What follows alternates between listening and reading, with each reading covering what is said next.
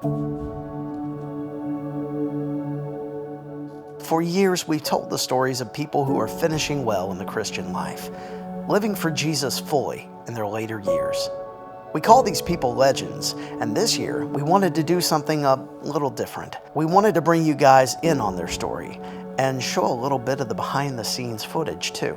So I sat down with Roy Reeves and we talked about our first legend. She definitely is a person who has served the kingdom, and she is finishing well. There's no doubt about it.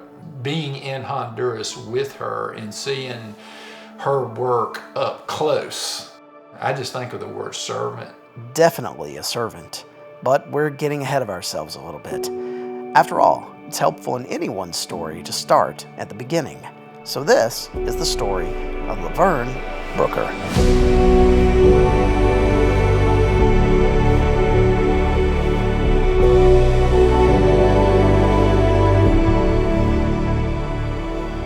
Laverne was born near Camilla, Georgia, but she spent most of her formative years in Florida. Lavern's father was a World War II veteran, but he struggled with PTSD, and he would tragically commit suicide when she was just 9 years old. The family then moved to Georgia, where Laverne would attend church with her grandparents. But the story of her salvation didn't begin in church. So for that, Liz and I called Laverne to set up a time when we could film her story. We drove down to Thomasville, Georgia, and met with the pastor of her church. Roy and his wife Cheryl met us there a little later, and we began to talk with Laverne about her story of meeting Jesus. Laverne, I'm really excited to be with you today. I count it an honor and a privilege to be a part of you filming your story, telling parts of your life. How about just telling us a little bit about your story? I had married and had children, and my husband had begun to gamble and just gambled up everything and started running around. And so I fell into depression. We ended up having to move into the housing projects. And so I just began to think, I can't change anything. Therefore, I can just die. And as I thought more and more about that, there were some people that had come out to the projects to do vacation Bible school with kids. And I thought, well, I'll send them just because I needed, time or relief or something. So they started going to Bible study. And they came home with a little picture, smiley face thing. And it said, with Christ Jesus I am, and had a smiley face on one side. On the other side, it had without Christ Jesus, and then it had a sad face. And I would go into my daughter's room, and she had that little picture turned around with the smiley face on it, and I would stand there and I would just say to God, I don't believe this. It wasn't real to me. The deeper I fell into depression, the more God would send people my way to just, they would just, hi, do you know Jesus? And it got to be a funny thing, because I would say to my children, now listen, if you see any of those people coming up to this house today and want to talk about Jesus, you better come in here and tell me, because I don't want to hear anything about this Jesus. So one Saturday morning, these two ladies came to my door and asked me if I wanted to accept Jesus. And I heard myself saying yes, but it was almost like I heard myself saying, what are you doing? I have to admit it. I thought, okay, now I'm saved. Everything's going to be fine. Life's going to be great, because that's what they say on TV. TV says, once you become a Christian, everything's fine, One morning I went into Chelsea's room, and that little smiley face was turned to the smile side, because I would always turn it to the sad side and she would turn it back.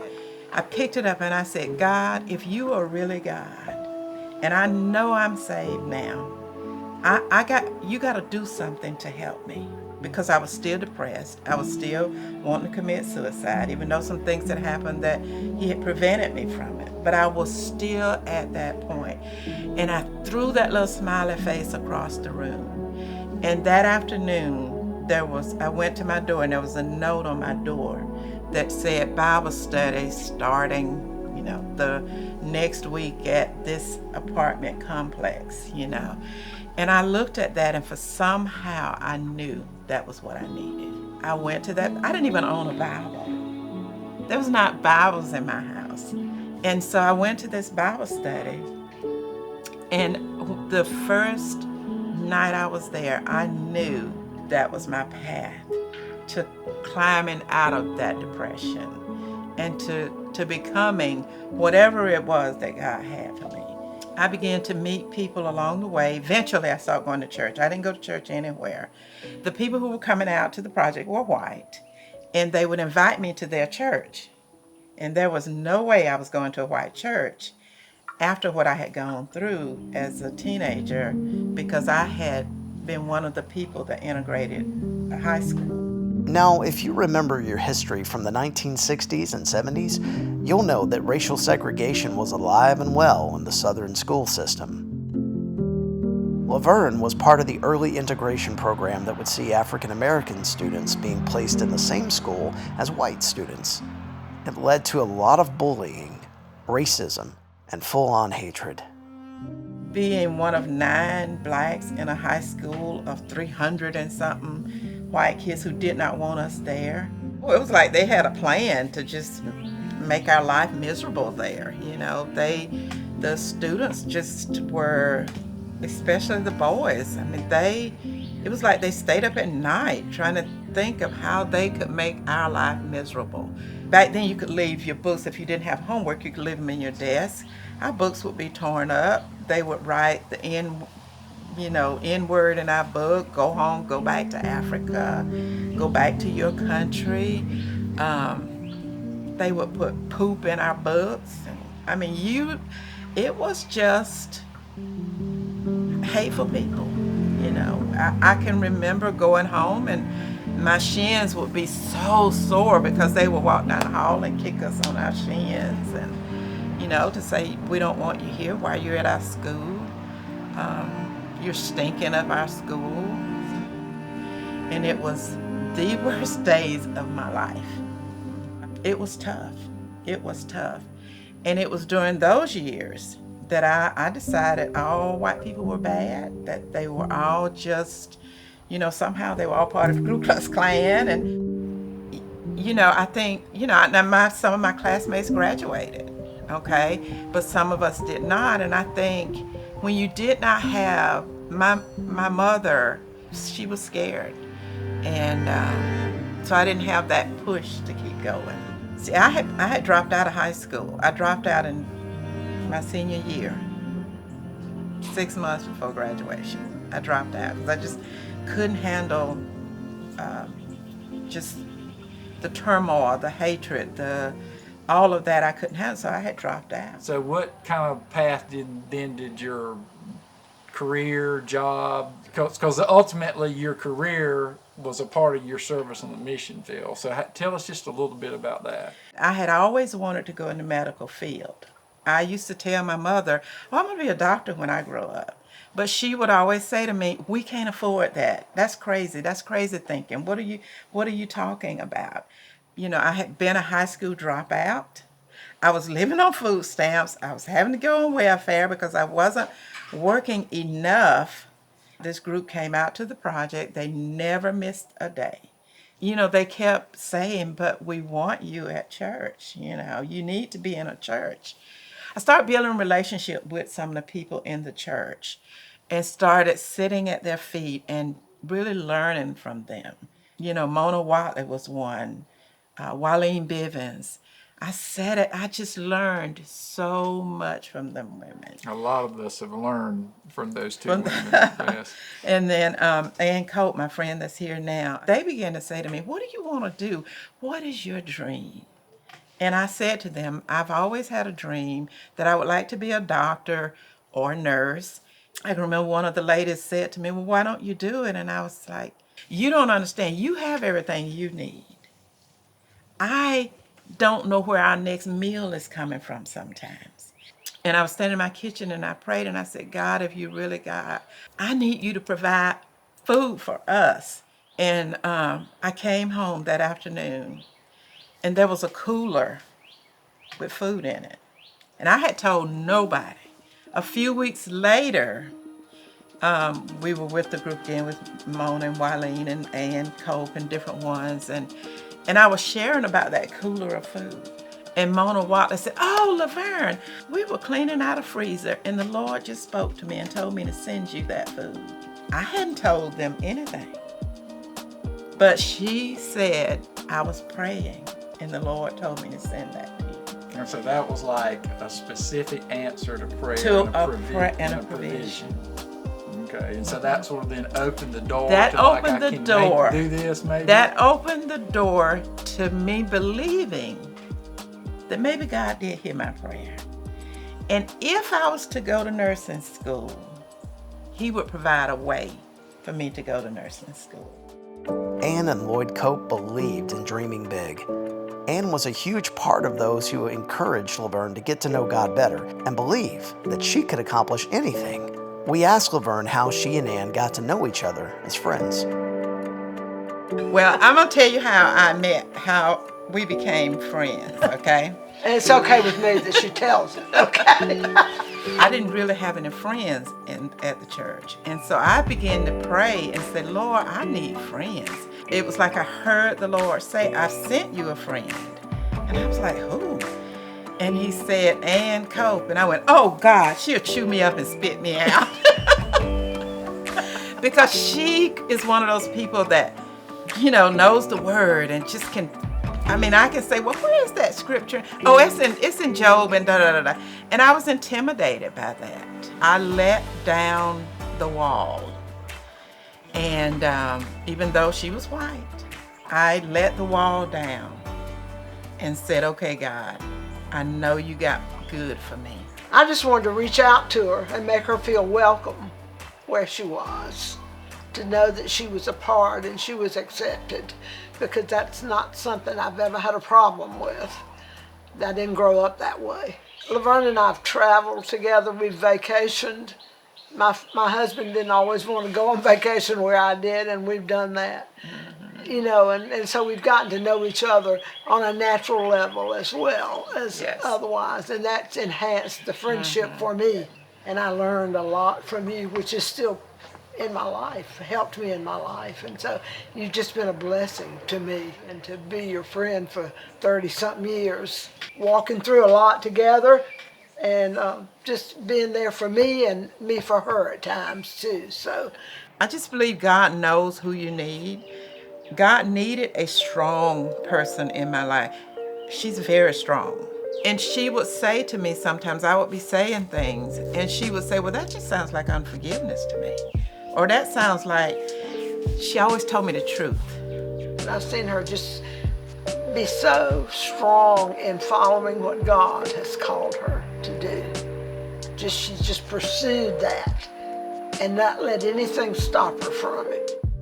Laverne, when you finally made the decision, got up the courage, you had the faith, tell us about then how you became a nurse. My first thing I decided was that I needed to do something that was short, that I could get an education. So I went to LPN school first. Worked as an LPN for many years, and eventually got my RN, and then went back and got my bachelor's degree. And I worked as an oncology nurse for 15, 16 years. In Thomasville. In Thomasville, here at the Oncology Center. I felt like, oh boy, I have arrived. I'm making a really good salary and things are going, yoo-hoo. I always knew I was going to do something different in my life than what my friends were or what the people around me were doing. I just didn't know what it was. And it was at that point that God spoke to my heart and just said that thing you've always known you'll do, you're going to be a missionary. Oh my and gosh. I thought, missionary? I didn't know what that meant, to be honest. I had heard, about people being missionaries, but first of all, I didn't know a black missionary. So I thought, God, I'm just now making enough money to live. Would you expand on that? Just sitting here today and hearing your story and thinking of a lady that was raised, whose father committed suicide, on her own to raise 3 children, went through a divorce, got a GED, went to school, became an RN, was making money, kind of living the American dream, so to speak, and then you're willing to go be, you got to talk about that just a little bit more, about becoming then a missionary. I lived on welfare. Who am I to say I can go be a missionary? You know, how is that even?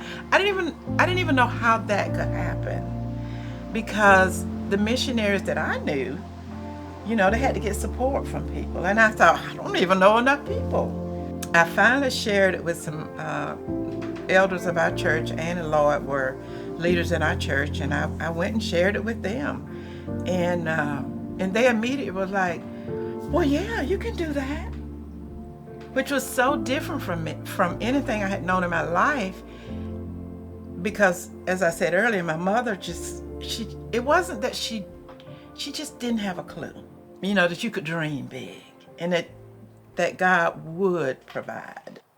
It doesn't matter what your past looks like. You can be who God called you to be. All along the way, God was preparing me to go on the mission field. Even back then when I had no idea. God was preparing me to be different, to learn to be different. Because when I went to the mission field, I didn't know any other black people on the mission field. I was different. When you having 3 kids and you know, don't have a husband at home, living in housing projects, you know, with people selling drugs right next door to you, it builds a strength and a character or something that, you know, he was building in me all that time to be able to go to mission field. Just preparation for his plan and purpose for you. That's right.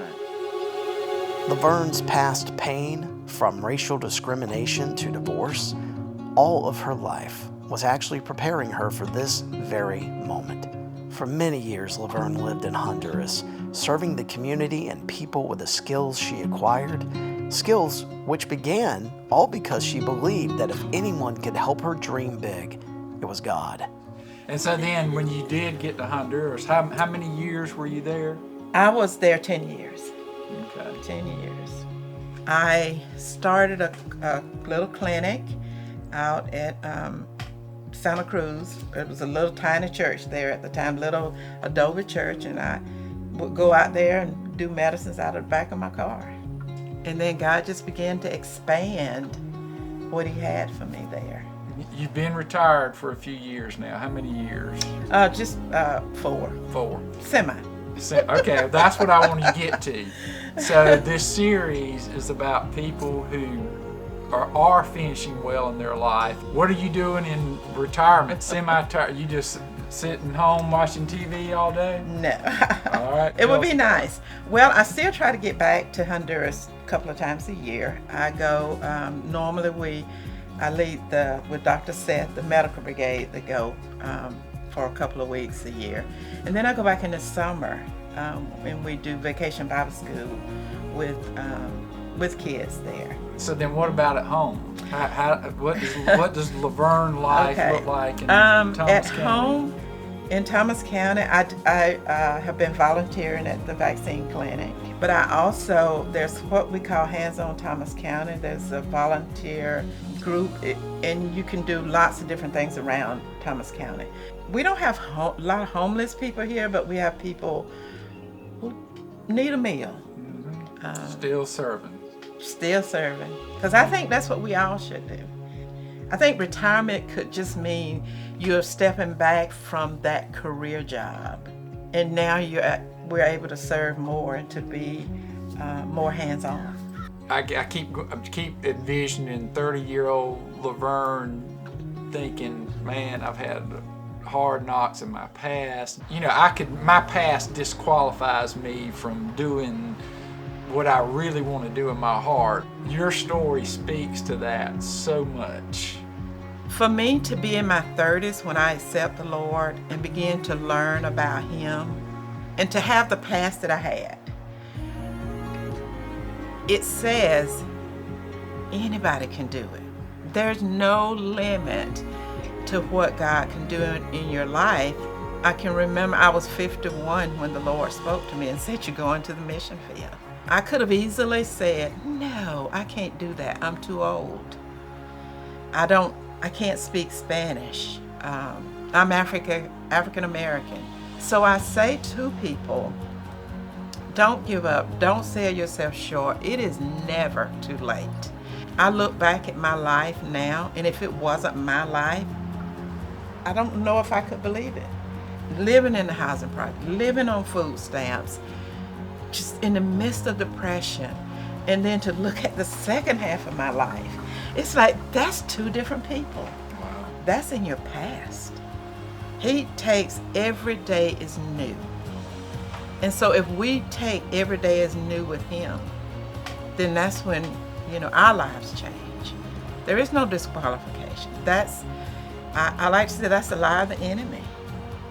The enemy will use anything he can to keep you from being and doing what God has for you to do. If anything sums up Lavearn Brooker, it's this: your past does not disqualify you from God's future for your life.